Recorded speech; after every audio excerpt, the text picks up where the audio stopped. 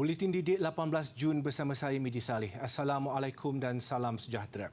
Bagi membantu pelajar lepasan sijil pelajaran Malaysia SPM 2021 mendapatkan maklumat lanjut dan tepat mengenai program yang bersesuaian dengan minat serta kelayakan mereka, Universiti Teknologi MARA UiTM menganjurkan ekspo selangkah ke UiTM ESKU secara hybrid selama 4 hari.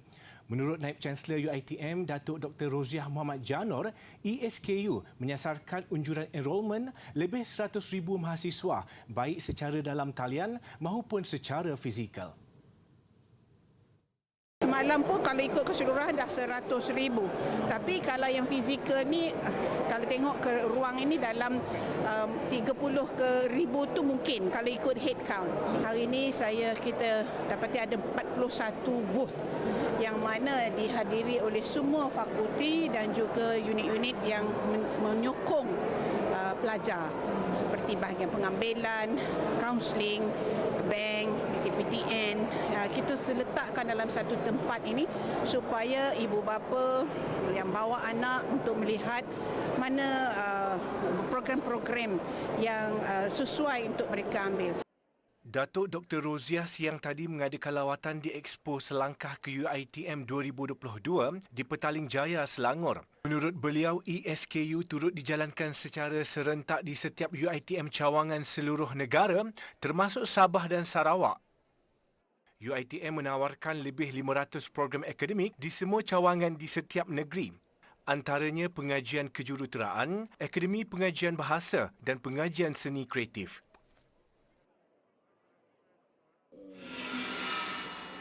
Sementara itu, Kerajaan Negeri Melaka bercadang menjadikan Expo Pendidikan sebagai acara tahunan. Ketua Menteri Melaka, Datuk Seri Sulaiman Mat Ali berkata, semua pihak perlu tampil bersama-sama bagi memastikan pelajar dapat memilih universiti yang terbaik. Sebabnya kita bagi peluang. Seperti hari ini, kemarin baru keluar result SPM. Jadi anak-anak ni tak tahu mana, ada yang tak tahu mana hala tuju yang nak yang nak dituju untuk kerjaya mereka pada masa hadapan, terutama mana kolej-kolej atau universiti nak dimasuk. Beliau merasmikan Expo Pendidikan Melaka 2022 di Air Keruh siang tadi. Semua universiti awam dan swasta dipelawa untuk terbabit dalam expo berkenaan. Datuk Seri Sulaiman optimis langkah itu dapat membantu pelajar mengenali sesebuah institusi pengajian tinggi serta kursus yang ditawarkan oleh mereka. Lebih 30 gerai pameran mengambil bahagian untuk Expo Pendidikan tahun ini. Raja Permaisuri Perak, Tuanku Zahra Salim, menyarankan agar kajian dan laporan dilakukan mengenai pengalaman yang dilalui oleh para guru ketika pandemik COVID-19. Baginda bertitah cabaran yang dihadapi dan tekanan yang dialami guru ketika melaksanakan kaedah pengajaran dan pembelajaran di rumah PDPR adalah pengalaman baharu dalam profesen keguruan yang sewajarnya dikodifikasikan. Ia diharap dapat dijadikan pembuka mata kepada kerajaan dan profesen keguruan untuk menerokai kaedah pengajaran dan pembelajaran PDP yang berkesan, praktikal dan realistik dalam suasana darurat dan di luar norma. Baginda bertitah demikian pada istiadat Convocation Universiti Pendidikan Sultan Idris UPSI kali ke-23 di kampus Sultan Azlan Shah di Tanjung Malim siang tadi. Baginda turut menzahirkan penghargaan kepada guru yang berupaya memenuhi tugas berat yang dipertanggungjawabkan kepada mereka. Titah baginda, tanggungjawab itu disempurnakan walaupun dalam keadaan kurang peralatan baik di pihak pengajar atau lebih-lebih lagi dalam kalangan pelajar yang mendiami kawasan akses internet yang amat lemah dan terhad. Titah Tuanku Zahra, para guru telah mempamerkan sifat istimewa yang luar biasa, sabar, tekun, gigih dan tabah. Yang di-Pertuan Agong Al-Sultan Abdullah Riayatuddin Al-Mustafa Billah Shah mahu negara terus berusaha melahirkan graduan anak tempatan bagi mengisi profesen bernilai tinggi dalam bidang strategi pertahanan dan keselamatan yang semakin dinamik. Seri Paduka bertitah pihak berkenaan seperti Universiti Pertahanan Nasional Malaysia UPNM perlu terus meneroka bidang ilmu terbaharu bagi memastikan negara sentiasa mempunyai barisan pemikir dan sarjana yang berupaya merangka pelan jangka panjang bagi melindungi kepentingan strategik negara. Yang di-Pertuan Agong Al-Sultan Abdullah dan Raja Permaisuri Agong Tunku Azizah Aminah Maimunah Iskandariah mencemarduli berangkat ke istiadat Convocation ke-11 sidang pertama UPNM di Pusat Dagangan Dunia di Ibu Negara. Dalam titahnya, Seri Paduka menyeru negara supaya membuat persediaan dalam menghadapi ancaman baharu dalam bentuk cyber dan elektronik. Beberapa tahun mutakhir ini, dominasi revolusi digital telah merancakkan interaksi dan perkongsian maklumat merentas batas konvensional. Cabaran pandemik COVID-19 pula turut membawa cetusan perubahan yang telah mempercepatkan lagi perubahan lanskap digital dunia dan negara. Justru, strategi bersepadu wajar dirangka bagi menentukan Malaysia mempunyai ekosistem digital yang kukuh agar negara terus berdaya saing dalam mendepani transformasi dunia ke arah digital. Selain itu, transformasi yang berlaku turut menuntut perubahan pada kerangka strategik, keselamatan dan pertahanan negara. Seri Paduka yang juga Chancellor UPNM turut menzahirkan ucapan tahniah kepada semua graduan yang berjaya menamatkan pengajian. Baginda menyeru mahasiswa di semua institusi pengajian tinggi awam dan swasta diterapkan dengan semangat bantu-membantu dan saling sayang menyayangi merentasi batas kaum dan agama. Ia penting dalam usaha membentuk sebuah masyarakat penyayang dan bersatu padu serta mewujudkan sebuah bangsa yang cemerlang. Pada Convocation kali ini, 2,209 pelajar mendapat sijil masing-masing selepas berjaya menamatkan pengajian bagi 2020 dan 2021. Istiadat Convocation bagi tahun-tahun terbabit tidak dapat dilaksanakan secara bersemuka berikutan pandemik COVID-19.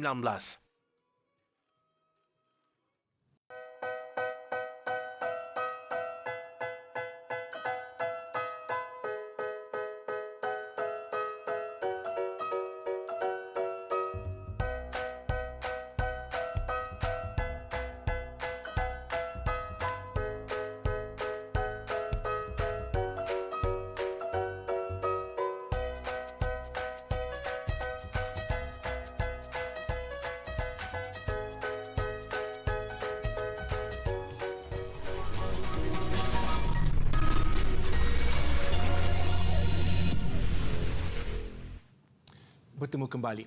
Rumah yang cantik dan selesa pastinya menjadi idaman setiap keluarga.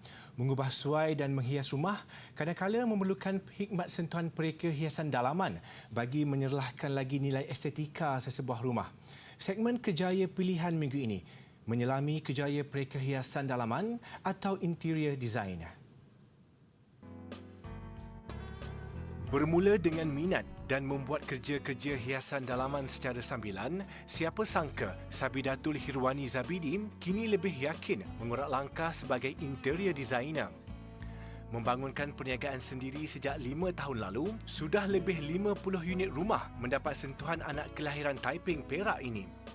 First thing yang orang kata orang pertama yang bagi Sabi try untuk Sabi apa orang kata tunjukkan bakat Sabi is my auntie dia dah arwah dah.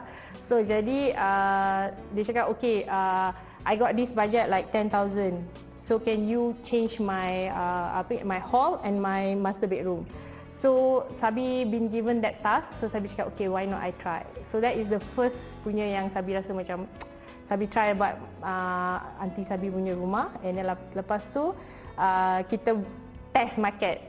Then my auntie punya kawan datang, and even Sabi punya mak datang pun, they didn't know that yang tu Sabi yang decorate benda. Wanita berusia 37 tahun ini tidak pernah mendapat pendidikan formal dalam bidang rekaan hiasan dalaman. Namun minat yang begitu tinggi serta keazamannya mendalami bidang ini membuatkan Sabidatul banyak menyertai kursus dan merujuk buku-buku berkaitan. Turut menjadikan Eric Leong sebagai idola dalam bidang ini, dia akui bukan mudah untuk berdepan ragam dan karenah klien. Selain memerlukan daya imajinasi yang tinggi, Sabi Datul berkongsi pentingnya untuk saling berkomunikasi dan berkompromi untuk merealisasikan konsep yang dirancang.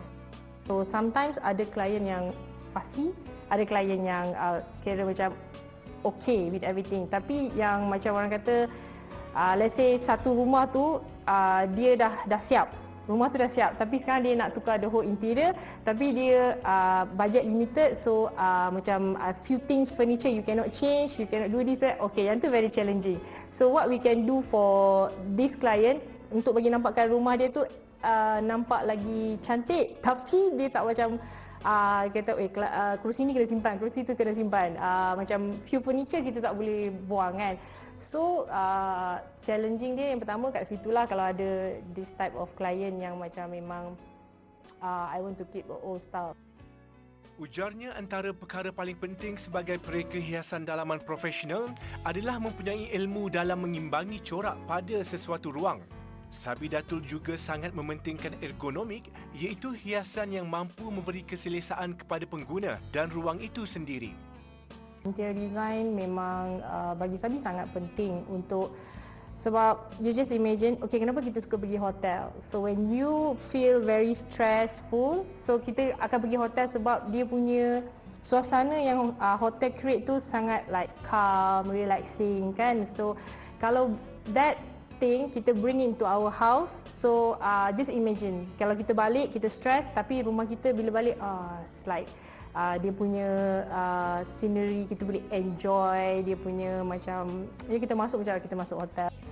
Mungkin ada yang menganggap bidang ini mudah dan boleh dilakukan sesiapa sahaja. Namun bagi Sabi Datul, jika tidak berilmu dalam bidang ini, hasilnya dikuatiri menyakitkan mata si pemilik rumah. Lebih membimbangkan, ia juga boleh mencetuskan mood dan suasana yang negatif. Program imunisasi COVID-19 kebangsaan kanak-kanak PIC Kids Percuma akan disambung semula bergantung kepada permintaan. Timbalan Menteri Kesihatan Datuk Seri Dr. Nur Azmi Ghazali berkata, perkara itu boleh dipertimbangkan khususnya untuk kawasan terpencil atau kawasan tiada liputan komunikasi. Menurut beliau, program itu telah berakhir pada Mei lalu. KKM tidak lagi bercadang untuk melanjutkannya. Namun sekiranya ada permintaan khas itu, boleh dilakukan kepada Jabatan Kesihatan Negeri masing-masing. Beliau berkata demikian selepas merasmikan program pertandingan memanah tradisional terbuka Abu Talhah di Bagan Serai pagi tadi. Terdahulu, media melaporkan PIC Kids secara percuma diadakan semula untuk tempoh 5 hari dari 20 hingga 24 Jun ini sempena Minggu Imunisasi Kebangsaan. Jabatan Meteorologi Malaysia, Met Malaysia menafikan negara akan mengalami cuaca sejuk luar biasa sehingga menjejaskan kesihatan, kesan fenomena afilian. Ketua Pengarahnya, Muhammad Helmi Abdullah dalam kenyataan kepada Berita Harian menegaskan, perkongsian kononnya cuaca sejuk itu akan memberi kesan selsema, batuk dan sesak nafas adalah tidak benar. Jelasnya, fenomena afilian dijangka bermula 4 Julai depan, iaitu keadaan di mana kedudukan bumi berada dalam orbit yang paling jauh dari matahari. Fenomena semula jadi setiap tahun itu, tegasnya, tidak memberi kesan kepada bumi dan negara. Sebelum ini, tular maklumat mendakwa afilian akan bermula esok hingga 22 Ogos depan.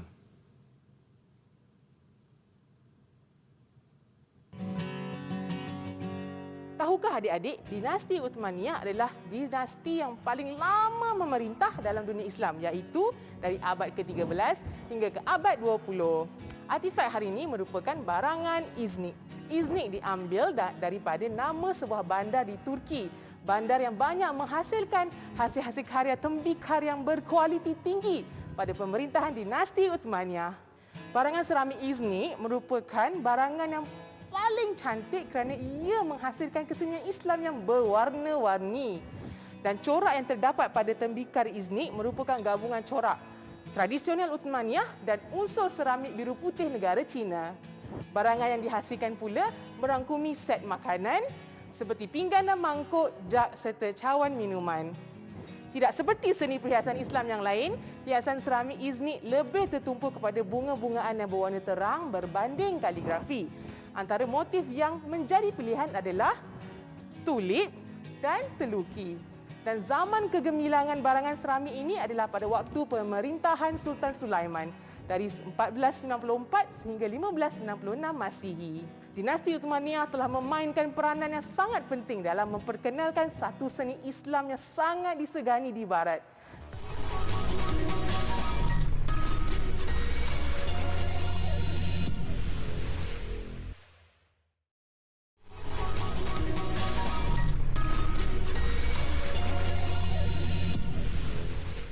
Masih lagi bersama Buletin Didik. Pentadbiran Makanan dan Ubat-ubatan Amerika Syarikat FDA meluluskan penggunaan kecemasan vaksin COVID-19 keluaran Pfizer dan Moderna untuk kumpulan usia kanak-kanak dari 6 bulan hingga 5 tahun. Agensi itu membenarkan vaksin 2 dos Moderna bagi kanak-kanak berusia 6 bulan hingga 5 tahun.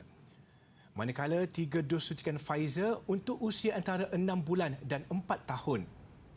Selepas kelulusan FDA, Pusat Kawalan dan Pencegahan Penyakit CDC kini perlu mengesyorkan vaksin terbabit sebelum ia digunakan di negara itu. Kerajaan juga pada masa sama menyatakan bahawa sebaik keputusan FDA diumumkan, sejumlah 10 juta dos boleh dihantar ke seluruh negara, diikuti jutaan lagi dalam tempoh beberapa minggu berikutnya.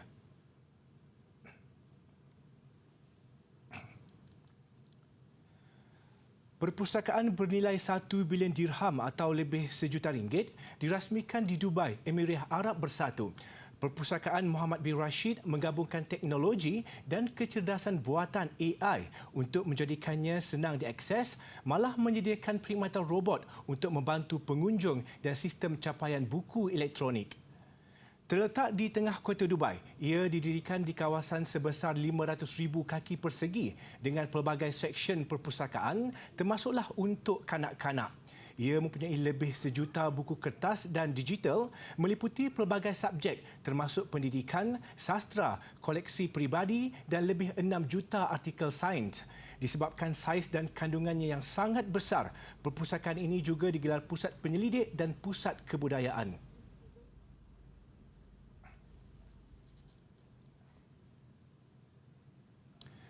Seorang guru besar sebuah sekolah rendah di Paris, Perancis sudah maklum sejak padang permainan di sekolahnya diubah suai 2 tahun lalu, anak-anak muridnya tidak akan begitu terkesan dengan gelombang haba. Ini terbukti apabila cuaca panas melampau di Eropah ketika ini tidak begitu teruk dirasakan di sekolah berkenaan. Menurut Brigitte Vallée, kawasan oasis ini ditanam pokok bersama bahan-bahan bajaan yang membolehkan air melaluinya dengan lebih mudah. Baja-baja semula jadi ini kemudiannya akan menjadi lebih berguna pada tahun-tahun akan datang. Terdapat juga pondok kayu untuk berteduh dengan bumbung yang tinggi untuk pengaliran udara yang baik dan dibina di bawah pokok. Lantai kayu itu lebih menyejukkan berbanding lantai tar atau plastik yang mudah menjadi panas ketika cuaca panas terik. Selain itu, kemudahan air pancut yang tidak begitu popular di Paris turut didirikan. Justru ketika cuaca terlalu panas, kanak-kanak dibenarkan bermain di luar supaya lebih selesa. Ah oui, oui, ça va être plus confortable pour les enfants. Ils vont s'installer sous les cabanes, s'asseoir dans les copeaux qui sont beaucoup plus frais que les pavés. Ils vont s'asseoir dans les cabanes aussi également qui sont ouvertes et ventilées en hauteur, directement sous la fraîcheur des arbres. Ah oui. Beliau juga yakin sekolahnya akan merekodkan kes strok haba lebih rendah tahun ini berbanding tahun-tahun sebelumnya. Untuk rekod daripada kira-kira 700 sekolah awam di Paris, 75 sudah mempunyai taman permainan oasis. Lebih 20 lagi bakal mempunyai fasiliti itu menjelang musim panas tidak lama lagi dan dianggarkan akhirnya nanti kesemua sekolah bakal ditukar untuk bertahan dalam pemanasan global.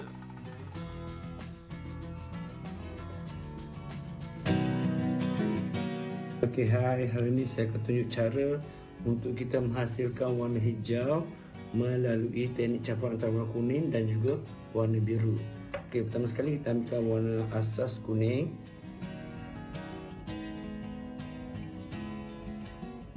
Kemudian warna asas biru. Apabila dicampur antara warna kuning dan biru, maka terhasillah warna hijau. Contoh untuk kita menghasilkan warna bagi lukisan daun.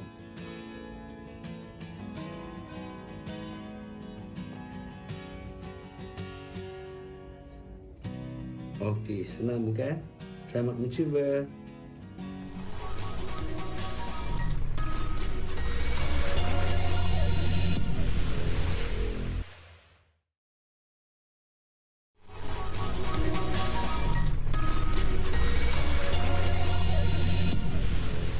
Sukan. Jagoh powerlifting negara Boni Buniau Gustin sekali lagi mengharumkan nama negara di pentas antarabangsa. Kali ini meraih pingat emas dalam kategori 72 kg di kejohanan powerlifting para terbuka Asia Oceania 2022 di Pyeongtaek, Korea Selatan. Boni mudah melakukan angkatan 203 kg pada percubaan pertama. Pada percubaan kedua, Boni melakukan angkatan 209 kg. Atlet berusia 22 tahun kelahiran Sarawak itu kemudiannya melakukan angkatan 213 kg pada percubaan ketiga untuk muncul juara. Persaingan antara 10 peserta itu menyaksikan atlet Cina, Hu Peng, meraih perak dengan angkatan 200 kg.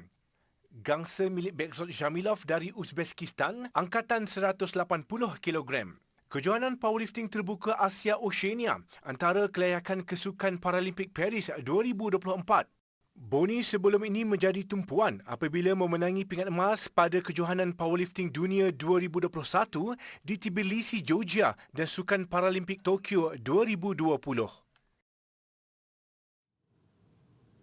Seterusnya, badminton terbuka Indonesia 2022.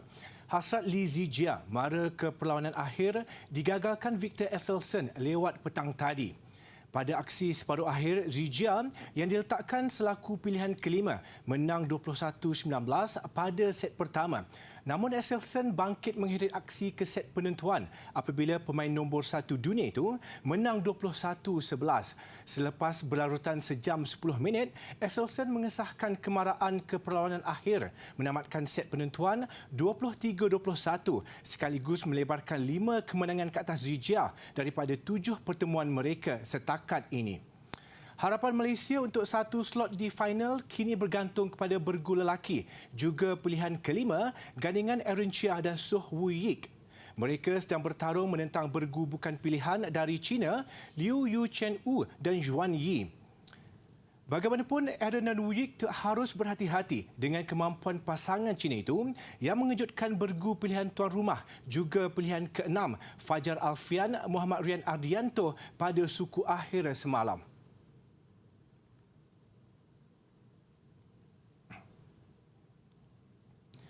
Ke perkembangan Piala Futsal Malaysia, Selangor Mac menang tipis 2-1 ke atas Shah Alam City dalam aksi pertama peringkat suku akhir. Berlangsung di Stadium Panasonic Shah Alam, aksi agak hambar dengan kedua-dua pasukan buntu mencipta jaringan. Babak kedua lebih rancak dan Selangor Mac lebih dahulu membuka jaringan menerusi Matthias Silva Vasconcelos minit ke-29. Shah Alam bangkit menyamakan kedudukan 3 minit kemudian hasil percubaan Saiful Aula Ahmad. Begitupun Selangor Mac kembali di depan menerusi jaringan Ekmal Shahrin minit ke-32 dan kedudukan 2-1 kekal sehingga whistle penamat. Aksi suku akhir kedua dijadual berlangsung 25 Jun nanti.